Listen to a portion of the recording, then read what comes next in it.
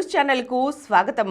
ఈనాటి ముఖ్యాంశాలు: 100 కోట్లతో ఉచితంగా లైబ్రరీ, సత్య నాదెళ్ల జీతం 850 కోట్లు, రాష్ట్రపతికి త్రుటిలో తప్పిన ముప్పు, బంగారం రేటు తగ్గుముఖం, విశాఖకు రక్షణలో అంతర్జాతీయ ఖ్యాతి, డీప్ ఫేక్లపై కేంద్రం కొరడా, కండపుష్టికి మెంతులు చేసే మేలు. ఈరోజు వార్తలను చూద్దాం. 100 కోట్లతో అమరావతిలో లైబ్రరీ. రాజధాని అమరావతిలో ప్రపంచ స్థాయి గ్రంథాలయ నిర్మాణానికి దుబాయ్లోని ప్రముఖ రియాలిటీ సంస్థ శోభా గ్రూప్ ముందుకు వచ్చింది. ఆంధ్రప్రదేశ్కు పెట్టుబడులను ఆకర్షించడమే లక్ష్యంగా ముఖ్యమంత్రి చంద్రబాబు దుబాయ్ పర్యటన ప్రారంభమైంది. 3 రోజుల పర్యటనలో భాగంగా మంత్రులు, అధికారులతో కలిసి బుధవారం దుబాయ్ చేరుకున్న ఆయన తొలి రోజే పలువురు పారిశ్రామికవేత్తలను కలిశారు. అందులో భాగంగా శోభా గ్రూప్ చైర్మన్ రవి మీనన్తో సమావేశమయ్యారు. ఈ సందర్భంగా అమరావతిలో 100 కోట్ల విరాళంతో ఉచితంగా ప్రపంచ స్థాయి గ్రంథాలయం నిర్మిస్తామని రవి మీనన్ వెల్లడించారు.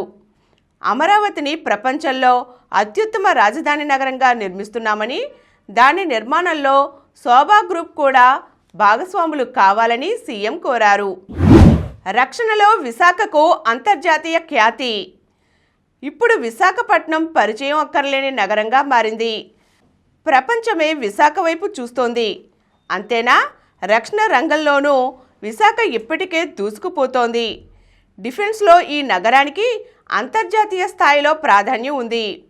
గూగుల్ సంస్థ 1.36 లక్షల కోట్లతో hyper scale artificial intelligence data centre ఏర్పాటు చేస్తామని ప్రకటించడంతో విశాఖపట్నం ఎక్కడుందో ప్రపంచవ్యాప్తంగా వెతుకుతున్నారు. అయితే అంతకంటే ముందే అగ్రదేశాలు విశాఖను ప్రపంచ వ్యూహాత్మక రక్షణ కేంద్రంగా గుర్తించాయి. అమెరికా, చైనా శాటిలైట్లు విశాఖను నిఘా కళ్లతో నిత్యం పరిశీలిస్తుంటాయి. కేంద్ర ప్రభుత్వం తీసుకున్న నిర్ణయాలు దశల వారీగా ఏర్పాటు చేస్తున్న సంస్థలే దీనికి కారణం. విశాఖపట్నంలో 2 నౌకా నిర్మాణ కేంద్రాలు ఉన్నాయి. ఇప్పుడిది పూర్తిగా న్యూక్లియర్ సబ్మెరైన్ల తయారీలో నిమగ్నమైంది. రష్యా సహకారంతో మొదట ఐఎన్ఎస్ అరిహంత్ సబ్మెరైన్ తయారు చేశారు.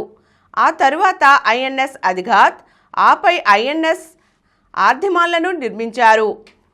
కొవ్వాడలో న్యూక్లియర్ ప్లాంట్ను నిర్మిస్తున్నారు. కేంద్రం చాలా కాలం క్రితమే ఇక్కడ తూర్పు నౌకాదళ ప్రధాన కేంద్రాన్ని ఏర్పాటు చేసింది. దాన్ని దశల వారీగా అభివృద్ధి చేస్తూ వచ్చింది.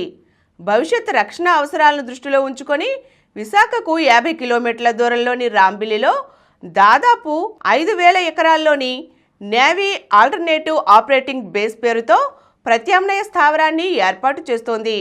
దీనికి వర్ష అని నామకరణం చేస్తున్నారు. ఐఎన్ఎస్ కళింగలో మిసైల్ పార్కును ఏర్పాటు చేశారు. ఆయుధ సామాగ్రి నిల్వల కోసం భీమునిపట్నం సమీపాన 700 ఎకరాల్లో ఐఎన్ఎస్ కళింగ ఏర్పాటు చేశారు. ఇటీవల దీన్ని మిసైల్ పార్కుగా మార్చివేశారు. ఇక్కడే డిఆర్డిఓ పరిశోధనాశాల SSTELను ఏర్పాటు చేశారు. రాష్ట్రపతికి త్రుటిలో తప్పిన ముప్పు. రాష్ట్రపతి ద్రౌపది ముర్ముకు త్రుటిలో ప్రమాదం తప్పింది. 4 రోజుల పర్యటన నిమిత్తం మంగళవారం సాయంత్రం ముర్ము తిరువనంతపురం చేరుకున్నారు. బుధవారం ఉదయం ఆమె శబరిమల బయలుదేరారు. ప్రమాదంలోని రాజీవ్ గాంధీ ఇండోర్ స్టేడియంలో రాష్ట్రపతి హెలికాప్టర్ ల్యాండ్ అవుతుండగా హెలీప్యాడ్లోని కాంక్రీటు ఒక్కసారిగా కుంగిపోయింది. హెలికాప్టర్ చక్రం ఒకటి లోపలికి దిగిపోయింది. అప్రమత్తమైన భద్రతా సిబ్బంది రాష్ట్రపతిని సురక్షితంగా హెలికాప్టర్ నుంచి కిందకు దించారు. ఈ ఘటనలో రాష్ట్రపతికి ఎలాంటి ప్రమాదం జరగలేదని అధికారులు వెల్లడించారు. అనంతరం ఆమె రోడ్డు మార్గంలో పంబకు బయలుదేరారు. వాస్తవానికి రాష్ట్రపతి హెలికాప్టర్ పంబ సమీపంలోని నీలక్కల్ వద్ద దిగవలసి ఉంది. కానీ ప్రతికూల వాతావరణం కారణంగా ల్యాండింగ్ స్థలాన్ని ప్రమాదం ప్రాంతానికి మార్చారు. బంగారం ధర తగ్గుముఖం. బంగారం ధర క్రమంగా దిగివస్తోంది. మంగళవారంతో పోలిస్తే బుధవారం పసిడి రేటు 10 గ్రాములకు 4,690 తగ్గింది. 24 క్యారెట్ల బంగారం ధర హైదరాబాద్లో 1,25,890 రూపాయలుగా ఉంది. మంగళవారం ఇది 1,30,550 రూపాయలుగా ఉంది. అక్టోబర్ 17న బంగారం ధర రికార్డు స్థాయిలో 1,32,700 770కి చేరుకున్న సంగతి తెలిసిందే. దీనితో పోలిస్తే బంగారం రేటు బుధవారానికి 6,880 రూపాయలు తగ్గింది. డీప్ ఫేక్లపై కేంద్రం కొరడా. కృత్రిమ మేధ సహాయంతో తప్పుడు సమాచారాన్ని, డీప్ ఫేక్ ఆడియో వీడియోలను రూపొందించి జనాలను మోసగిస్తున్న ఘటనలు పెరిగిపోతున్న దృష్ట్యా వాటి కట్టడికి కేంద్రం నడుం బిగించింది. ఈ మేరకు ఐటీ నిబంధనల చట్టం 2021కి సవరణలు ప్రతిపాదిస్తూ కేంద్ర ఐటీ శాఖ బుధవారం ముసాయిదాను విడుదల చేసింది. ఏఐ ద్వారా సృష్టిస్తున్న డీప్ ఫేక్ వంటి తప్పుడు సమాచారాన్ని వ్యాప్తి చేసే ప్రజలను మోసగిస్తున్నారని, వ్యక్తులను అప్రతిష్ట పాలు చేస్తున్నాయని, ఆర్థిక మోసాలకు కారణమవుతున్నాయని, ఎన్నికలను కూడా ప్రభావితం చేస్తున్నాయని ఐటీ శాఖ ఈ సందర్భంగా వెల్లడించింది. దీన్ని నివారించడం కోసం ముసాయిదా ప్రతిపాదనలు తయారు చేశామని తెలిపింది. కనీసం 50 లక్షల ఖాతాదారులు ఉన్న సోషల్ మీడియా సంస్థలు, ఇతర ప్లాట్ఫామ్స్ ఈ నియంత్రణలు వర్తిస్తాయని పేర్కొంది. ఈ ముసాయిదా నిబంధనల ప్రకారం నిజమైన సమాచారంలాగే భ్రమింపజేసేలా ఆల్గరిథం ఆధారంగా కంప్యూటర్ ద్వారా తయారు చేసే కంటెంట్ని సింథటికల్లీ జనరేటెడ్ కంటెంట్గా పిలుస్తారు. ఈ తరహా కంటెంట్ను అప్లోడ్ చేసే వ్యక్తుల నుంచి ఇది కృత్రిమ కంటెంట్ అనే అంగీకార పత్రాన్ని సోషల్ మీడియా సంస్థలు తీసుకోవాల్సి ఉంటుంది. ఇక ఈ ఫేక్ ఆడియో వీడియో సమాచారాన్ని వినియోగదారులు గుర్తించి జాగ్రత్త పడేలా వాటి మీద ఇది కృత్రిమ కంటెంట్ అనే హెచ్చరిక కనిపించాలి. అది కనిపించే తెర మీద 10% స్థలంలో ఈ హెచ్చరిక ఉండాలి. ఆడియో అయితే మొత్తం వ్యవధిలో తొలి 10% వ్యవధి మేర హెచ్చరిక వినిపిస్తూ ఉండాలి. కృత్రిమ కంటెంట్ను గుర్తించి దానిపై నిర్దిష్ట స్థాయిలో హెచ్చరిక లేబుల్ ఉండేలా సోషల్ మీడియా సంస్థలు సాంకేతిక పరంగా చర్యలు తీసుకోవాలని సూచించింది. సత్య నాదెళ్ల వేతనం 850 కోట్లు. అమెరికన్ టెక్ దిగ్గజం మైక్రోసాఫ్ట్ సీఈఓ, తెలుగు వ్యక్తి సత్య నాదెళ్ల 2025 ఆర్థిక సంవత్సరానికి గాను రికార్డు స్థాయిలో $9.65 కోట్ల పారితోషికం అందుకున్నారు. మన కరెన్సీలో దాదాపు 850 కోట్లు. 2024 ఆర్థిక సంవత్సరంలో లభించిన $7.91 కోట్ల పోలిస్తే ఆయన వేతనం సంవత్సరంలో 22% పెరిగింది. కృత్రిమ మేధలో మైక్రోసాఫ్ట్ను అగ్రగామిగా నిలబెట్టడంతో పాటు గడిచిన ఏడాది కాలంలో కంపెనీ అద్భుత పనితీరు కనబరచడంతో సత్య నాదెళ్ల ప్యాకేజీ కూడా గణనీయంగా పెరిగింది. 2025 ఆర్థిక సంవత్సరంలో మైక్రోసాఫ్ట్ ఆదాయం 15% పెరిగి $28,170 కోట్ల చేరగా నికర రాబడి 16% వృద్ధితో $10,180 కోట్ల చేరింది. అంతేకాక ఈ ఏడాదిలో మైక్రోసాఫ్ట్ షేరు ధర 23% పెరిగింది. గత ఏడాది కంపెనీ మార్కెట్ విలువ $3 లక్షల కోట్ల మైలురాయికి చేరింది.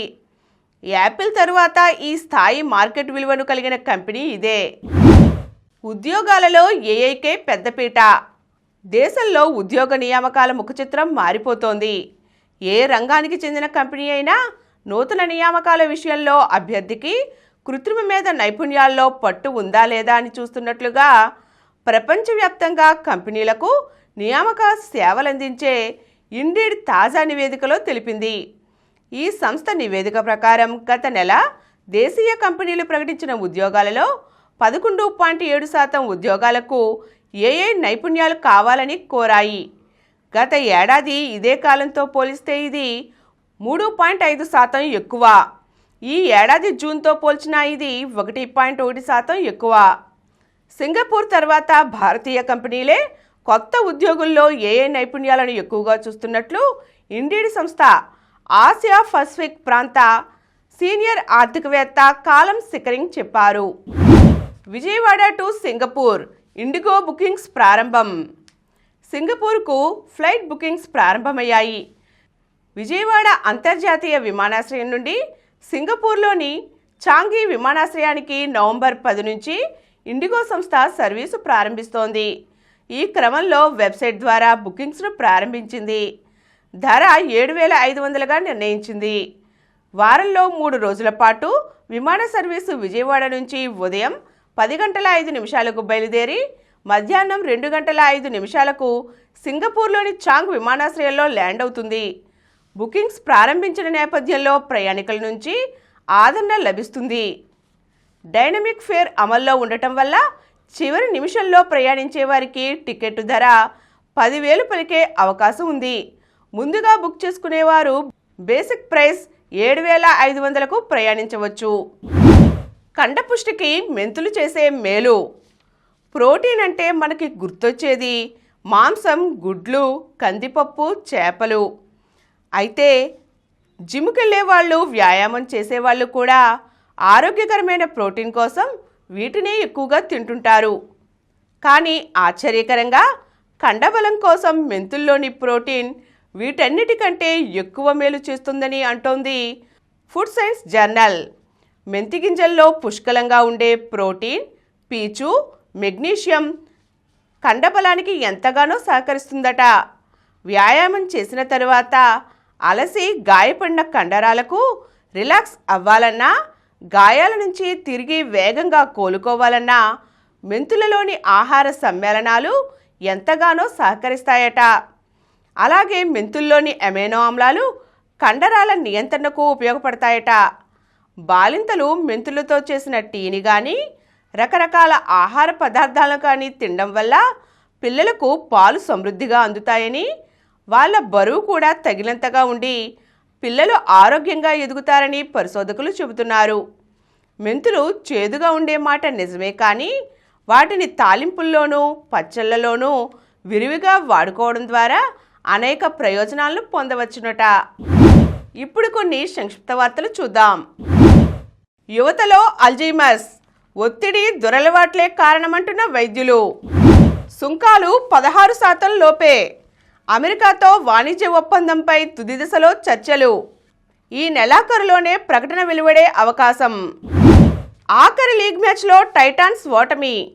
ప్రో కబడ్డీ లీగ్ ఈ సీజన్ ఆఖరి లీగ్ దశ మ్యాచ్లో తెలుగు టైటాన్స్ జట్టు పరాజయం పాలైంది. బుధవారం జరిగిన మ్యాచ్లో హర్యానా స్టీలర్స్ విజయం సాధించింది. న్యూజిలాండ్తో భారత్ పోరు నేడే. మహిళల వన్డే ప్రపంచ కప్లో ఇప్పటికే హ్యాట్రిక్ పరాజయాలతో తీవ్ర ఒత్తిడిలో ఉన్న భారత మహిళల జట్టు మరో కీలక పోరుకు సిద్ధమైంది. ఈరోజు జరిగే మ్యాచ్లో న్యూజిలాండ్తో హర్మన్ప్రీత్ సేన అమీతుమీ తేల్చుకోనుంది. భారత్ ఆస్ట్రేలియా రెండో వన్డే నేడు. కళ్ళన్నీ రోకోపైనే. ఒత్తిడిలో గిల్ సేన. మరిన్ని వార్తా విశేషాలతో రేపటి సమరం న్యూస్లో తిరిగి కలుద్దాం. Thank you. ప్రతిరోజు వార్తా విశేషాల కోసం అనతి కాలంలోనే 20 కోట్లకు పైగా వ్యూస్ సాధించిన సమరం ఛానల్ సమర్పించు సమరం న్యూస్ ఛానల్కు సబ్స్క్రైబ్ చేయండి, లైక్ చేయండి, మీ ఫ్రెండ్స్కి షేర్ చేయండి. అలాగే ప్రక్కనున్న గంట సింబల్ని ప్రెస్ చేయడం మర్చిపోకండి.